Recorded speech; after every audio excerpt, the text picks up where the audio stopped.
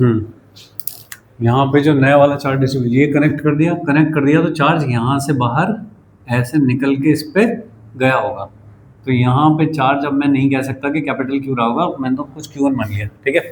ये ग्राउंड भी कर दिया आपने, तो ग्राउंड में चार्ज जा भी सकता है, ग्राउंड से चार्ज आ भी सकता है, तो इसका जो चार्ज है वो 2Q नहीं रहा होगा, सही।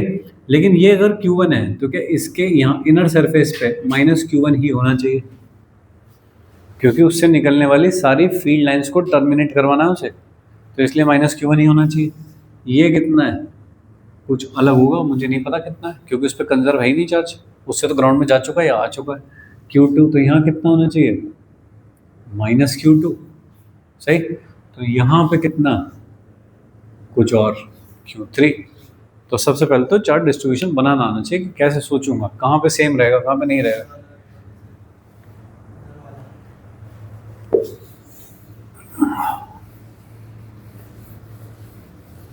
अब बताइए क्या इक्वेशन बचती है मेरे पास लिखने में। एक तो मुझको पता है कि ए और सी कनेक्टेड है, तो ए और सी का पोटेंशियल सेम होना चाहिए, एक बात। दूसरी बात मुझको पता है कि बी का पोटेंशियल 0 है, ये पता है मुझको। और चार्ज कंजर्वेशन में मुझको एक चीज़ पता है कि ए के ऊपर जो भी चार्ज है और सी के ऊपर जो भी चार्ज है वो तो 4Q ही होगा, एक का दूसरे पे गया ही तो होगा, ठीक है ना। बी पे जो चार्ज है ये वाला Q2 और -Q1 मिला के 2Q होगा, ऐसा नहीं कह सकता मैं, क्योंकि अर्थ में चला गया होगा या आ गया होगा अर्थ से, तो उसका मैग्नीट्यूड बदल गया होगा। लेकिन यहाँ जो चार्ज था Q1 और ये वाला ये मिला करके तो दिस प्लस दिस ही होना चाहिए, गया ही तो है किसी पे, खर्च थोड़ी हो गया कहीं और, सही है। ये 3 इक्वेशन जो मुझको काम करना है, तो अभी भी वही सेम इक्वेशन रही, ठीक है जी। अब देखिए ए का टोटल पोटेंशियल लिखो, ए पे जो पोटेंशियल होगा किसकी वजह से, सबकी वजह से लिखना पड़ेगा, इसकी वजह से लिखा जाएगा, 2 3 4 5 इतनों की वजह से लिखा जाएगा, ठीक है। तो देखिए के Q1 अपॉन आर, ठीक है। उसके बाद माइनस के Q1 अपॉन 2R, के Q2 अपॉन 2R, माइनस के Q2 अपॉन 2R 3R, और प्लस के Q3 अपॉन 3R, ऐसा हुआ।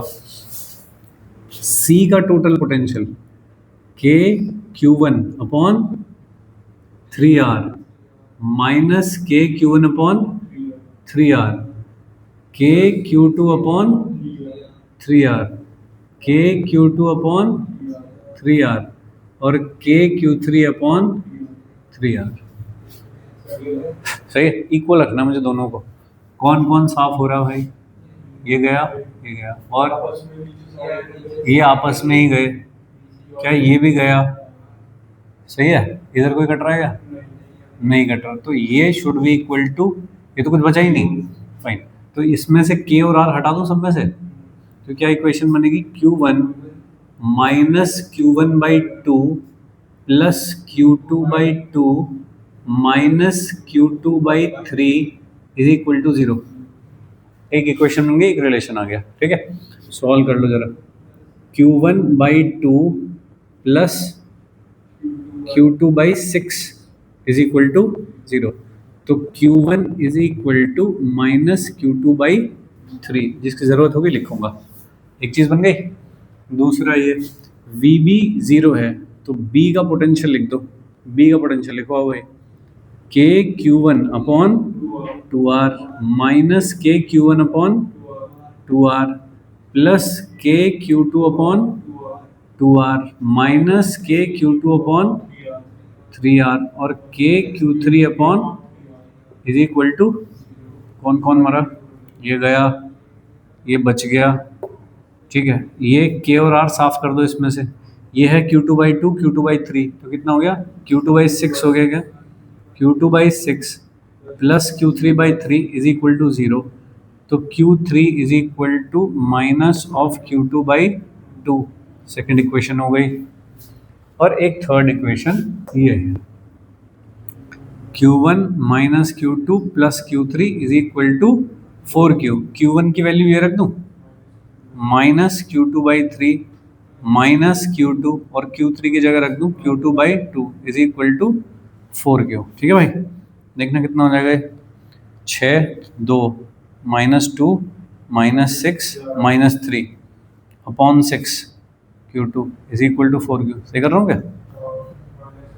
-2 -6 -3 कितना हो गया,